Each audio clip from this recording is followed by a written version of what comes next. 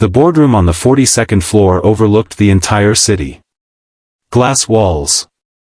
Polished marble. $1 million views. And enough tension to make the air feel heavy. At the head of the table sat Victoria Langford, CEO of a multi-billion-dollar company. At 38, she was one of the youngest CEOs in the industry. Respected. Brilliant. Driven. And constantly judged. Especially by one person. Her father. To the outside world, Richard Langford was a business legend. Founder of the company. Self-made billionaire. Industry icon. But privately? He had one opinion he repeated far too often. Victoria needed a husband. Not because she wanted one. Because he believed she needed one. Someone to balance her. Someone to soften her. Someone to complete her. Every holiday. Every family dinner. Every major achievement. Eventually the conversation returned to the same topic. You've built a great company, he'd say. But what about your personal life? Victoria hated the question. Not because marriage was bad. Because she was tired of being treated like her success was somehow incomplete without it. One Monday morning, after another exhausting conversation with her father, she arrived at work frustrated. Very frustrated. Which was unfortunate timing. Because the company's community outreach program was hosting a small event in the lobby. And Victoria had completely forgotten about it. The program supported working parents. Single parents in particular. One of the featured speakers was a local small business owner named Amelia Carter. A single father of 2. Victoria intended to stop by for 5 minutes. Then leave. Instead, she ended up staying. Daniel wasn't what she expected.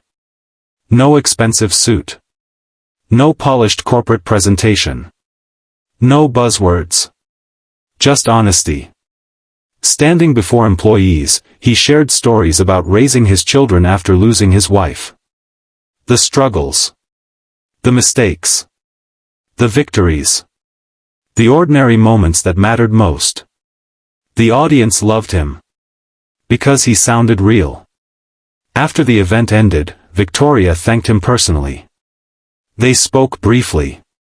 Then unexpectedly continued talking. And talking. And talking. An hour later, they were still sitting in the company cafe. At some point, the conversation shifted. From parenting. To leadership. To expectations. To life. Then Victoria laughed bitterly. My father thinks I need a husband. Daniel nearly choked on his coffee. I'm sorry. She smiled. Every achievement. A pause.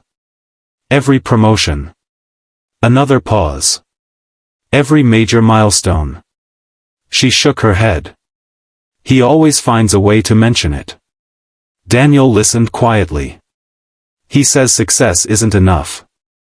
She looked out the window. He says I need someone beside me. For a moment, Daniel said nothing. Then he asked a question. What exactly does he think a husband is supposed to do? Victoria blinked. What? Daniel shrugged. Seriously.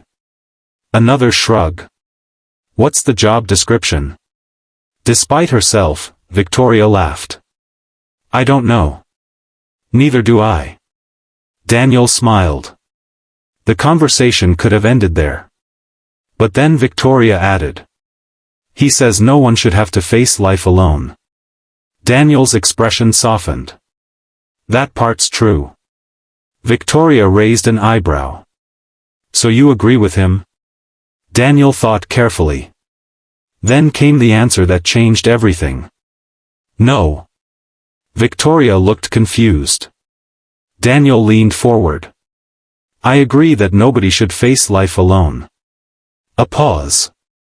But that's not the same thing as saying everyone needs a spouse. The CEO fell silent. Because nobody had ever framed it that way before. Daniel continued. My wife was my partner. A pause. When she died, I didn't stop needing people.